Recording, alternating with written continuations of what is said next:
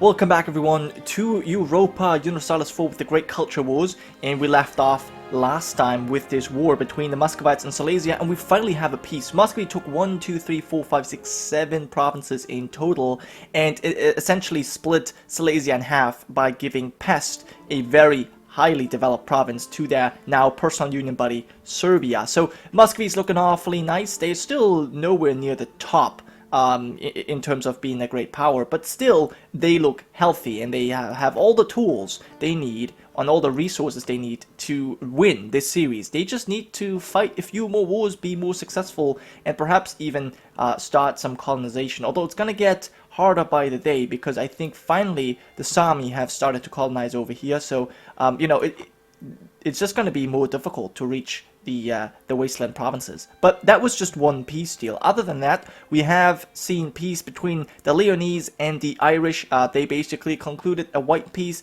as far as I can tell, and we also saw peace between the Danish and the Irish. The succession is clear now.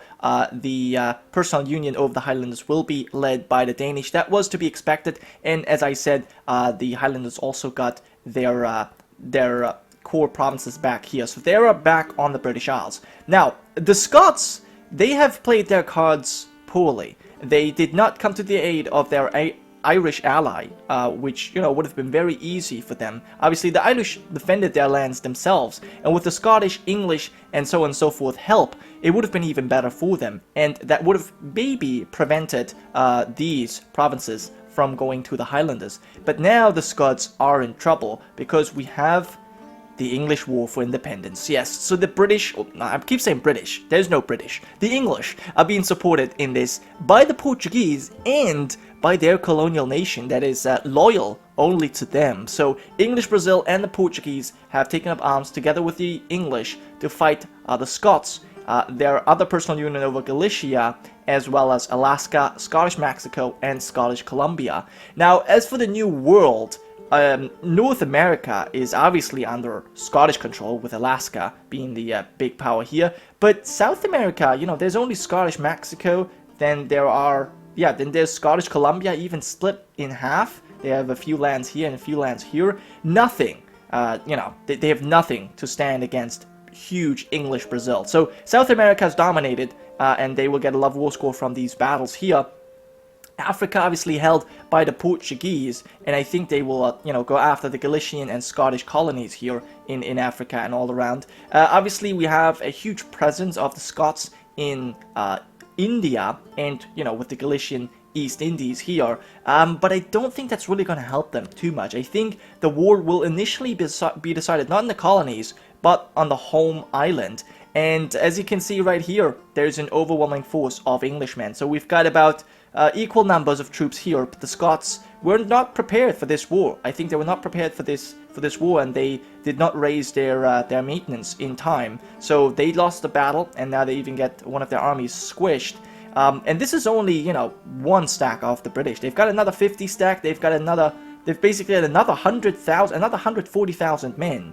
And even this is enough to crush the Scottish, so they are in real trouble. Had they kept their alliance with the Irish, you know, they would have another 50,000 men on their side, which may not even be enough to win this war, but it would at least make it harder for the English to win this. But I'm pretty certain that we will have English independence, and quite likely the English will also get, you know, the northern part of Wales, and probably even take up to Northumberland and Cumbria, I could imagine. Perhaps they take even more from the Scots here. That's very possible. I'm very interested to see what happens. But with that, the Scots are no longer the first place. In fact, the English are actually now the second biggest great power after declaring independence here, which is insane. They went from being just a junior partner in a personal union to the second strongest power in the world, and only the Leonese are in front of them, so that is pretty impressive.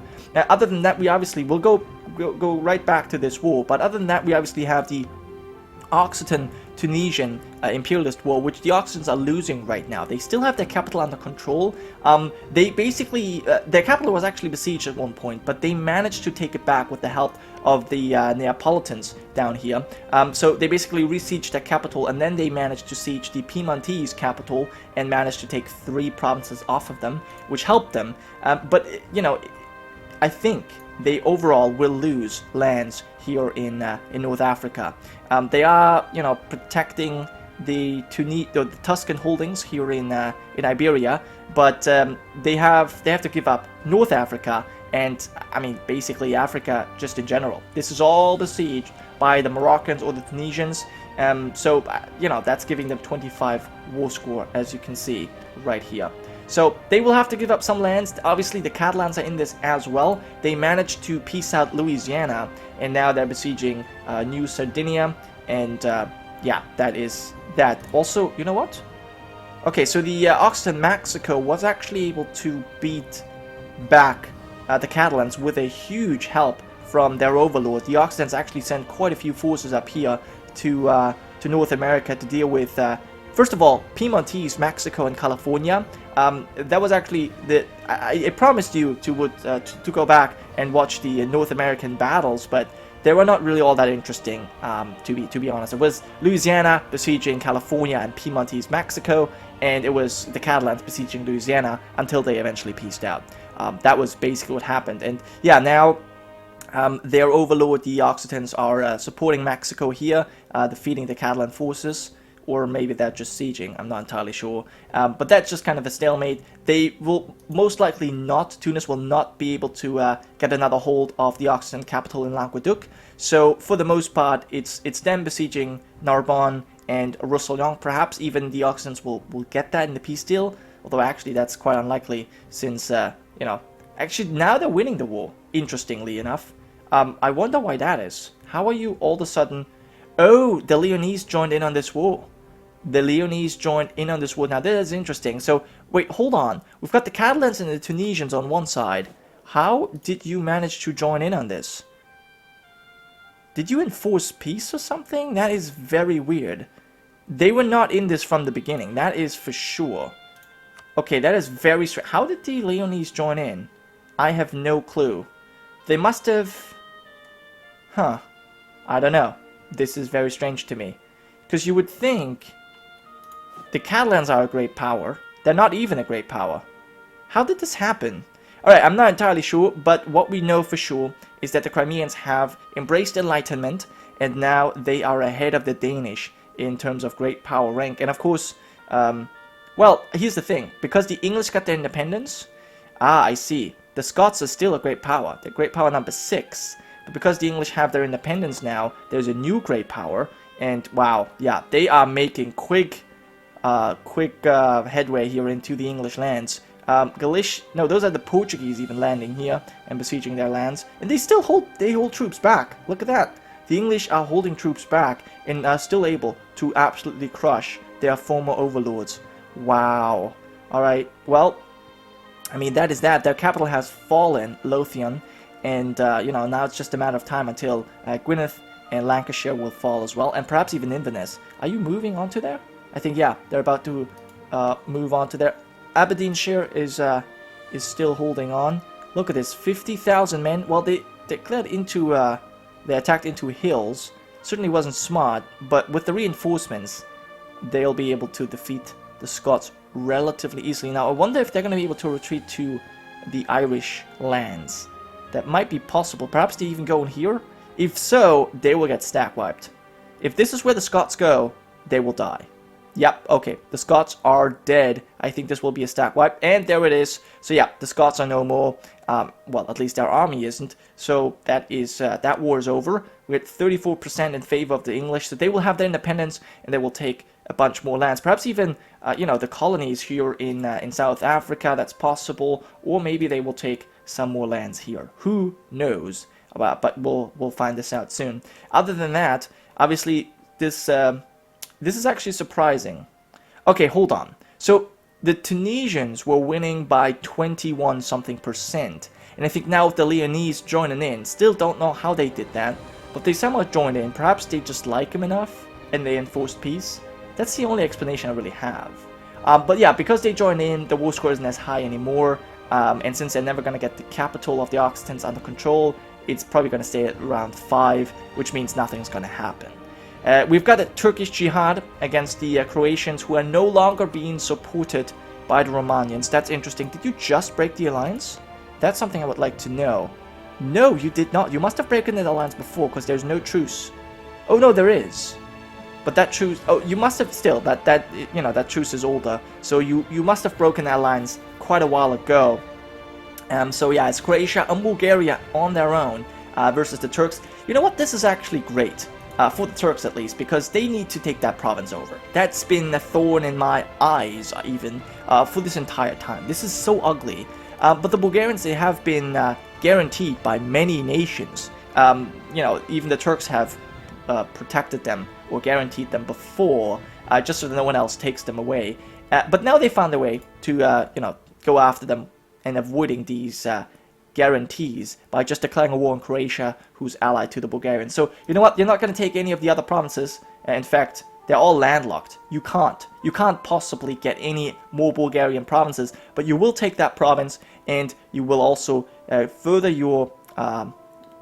make your war way into Croatia. And this is interesting because if you remember, maybe some 100 years ago, it was the Croatians and the Turks who split Venice in this fashion, right? Although I believe Bosnia was part of Croatia at this point. But yeah, so they split Venice right down the middle. And, in this last war, Turkey got their cause back, and now they're going for more. Now they're going for what they wanted some 100 years ago, but that was denied by Franconia and the Romanians. But now they can do it. They could go for it. Although, I must say, the Croatians do have a huge army, and they're definitely using their mountain fortifications to their advantage. Although, you know what? This is a mountain fortification. This is not even a fortress. Why would you attack into mountains? Okay, so the Turks are still dumb. They've got another godlike general leading 60,000 men back here, but they're not as powerful without the Syrians on their side. Even the Greeks have 60,000 men. Now I wonder if they are being called into this war. No, they did call in the Crimeans though, because they don't want to be all on their own. That's interesting. But why? What are the Greeks doing? Are those even? Wait, who is this? These are the Croatians. Why are the Greeks here? I'm a bit. Can I not move in any further? There we are. What are you doing? Why are you moving to Ragusa? I feel like the Greeks are getting ready to declare war. I think they're getting into position. I might be wrong, but that's what it feels like, certainly. So yeah, the Scots, except for Aberdeen, completely besieged, and this is about to fall soon as well. I mean, they should put in a blockade that will make it faster, but still, there's no way that Scotland's gonna come out of this. Man, they had a huge army back here in India, about 40,000 men. They have, I'm assuming they have sent them over, but still, it's, no use. Even if they were to send them home now, it would be way too late. They would get destroyed. So, yeah, the English will have their independence, and they will probably take the half of Scotland with them. Yeah. Alright, so let's check out what's going on. We still have this Tunisian war going on. Even with the Leonese support, it doesn't seem like the Occitans are able to get past this. Now, the Leonese colonies, yeah, the West Indies are attacking, so they're making some progress here into Florida, but there's nothing they can use to threaten the Catalans from the north. Now, Oregon, maybe. Oregon at least distracts them, so that is good. But they're also now... Who's besieging this? Is this the English? Right, it's the Portuguese, but the occupation is going to the English. Okay, so I'm back. Sorry for the interruption. Where were we? Right, we realized, well, I just realized that the Portuguese have landed here in Nootka, Alaska, which I think is Victoria Island? Yeah, I think. Is it? No, it's Vancouver Island, but it's the biggest capital, or the biggest town is Victoria today. Anyway, so the Portuguese landed here and they have besiege this in the name of the English, but it doesn't really matter that much. I don't think that Alaska is going to play a big role in this independence war here. What's way more important is that all of Scotland is besieged, so, you know, there we are. We are just waiting for war score to tick up. I mean, I think the battles plus 15%, occupations obviously in their favor, and then, you know, everything that's left is basically the war score of controlling London, and that is something that the English will certainly keep control of. There's no doubt about that. But yeah, as I was saying, we have some few battles going on. I mean, the Catalans are making some really nice headway here in Oregon territories. Leonese Oregon is having some difficulties. But you know what? 44,000 men are busy just sieging lands that essentially doesn't matter. In the meantime, you know, we have Leonese West Indies sieging their lands in the south. Well, they were anyway. About 80,000 men sorted that. But still, you know, the Catalans, they had some rebel problems I saw just a few months ago, but that's okay. Maybe they have gotten rid of them. In any case, you know, the Catalans are also not a big part of this. It's, you know, here's the thing. The Leonese turned the tide. I mean, look at this. We're now at -1 for the attacker, and we were at plus 21 or something like that before. So, you know, they're certainly having problems here. The Tunisians, they should have peaced out when they had the time, when they had the chance, but now it's not looking too good. The Leonese are simply too powerful, and I suppose they're rushing. Yeah, look at this. They're rushing. It was like 210,000 men and more to come, rushing into North Africa here and reoccupying the Occitan Maghreb region. I still don't really understand why they would do this, but that's just the way it is. One thing I should mention that I just noticed is that the Neapolitans, they pieced out of this war. They're still allied, but they pieced out early, and they now have a personal union over the Maltese, who obviously still own their province here. It's kind of a shame. I would have wished the Maltese to stay in Malta until the end of the game. They might stay there, but they're certainly going to be in a personal union. There's no way that someone's going to support their independence like the Portuguese did with the English. So there's no way they're going to be able to, you know, break free, unless of course the Romanians turn onto or turn on their southern ally here. That's a possibility, but I don't think that's going to happen. The Occitans apparently peaced out with the Catalans here. That's interesting. And the Catalans actually had to give up a province. That I would have not expected. The Catalans actually did have to give up a province. Wow. I'm surprised. I'm honestly surprised by that. Positively surprised, I would say. So the Catalans were actually quite troubled by this war. And I think, especially the Leonese joining in on this, definitely turned the tide. So, yeah, there we are. Did the Leonese peace out already? Oh, they peaced out. The Leonese joined just for a little bit and peaced out again. And look at this. The war score immediately increases by quite a bit. That's interesting. Also, we obviously have now the not only the Crimeans being called in by the Turks into their jihad, but also the Greeks joining in on this. So, yeah, there's certainly no way that the Croatians will be able to hold this. They might even get full annexed. You know, it's possible. We also have got Serbian pretender rebels who are apparently not happy with the Muscovite rule here. By the way, it's Tsaritsa Lyudmila still. She's 36 and does not have an heir.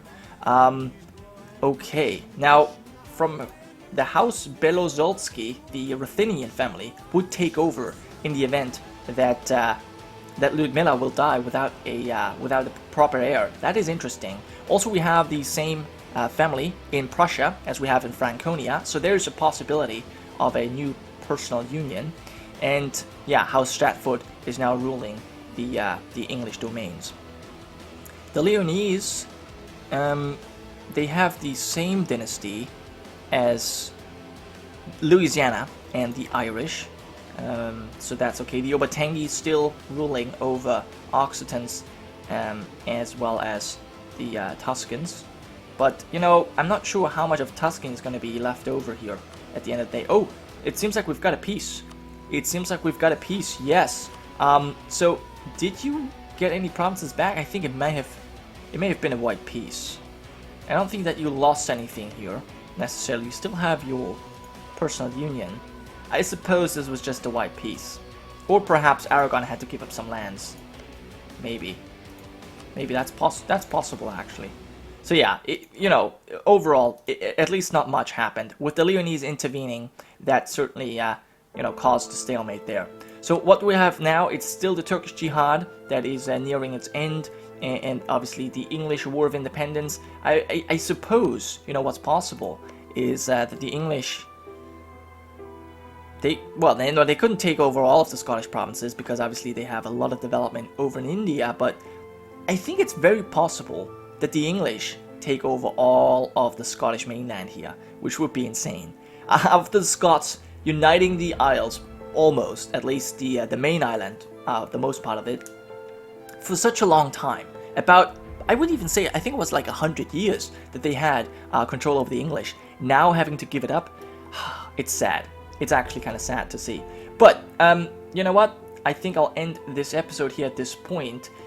We definitely need to keep these pretend rebels in mind. But yeah, as I said, I will end this episode here. We'll come back next time to see the conclusion of these two wars and what happens to these rebels, and perhaps we'll have another war pop up as well. So thank you so much for watching. I hope you have enjoyed, and I'll see you guys next time.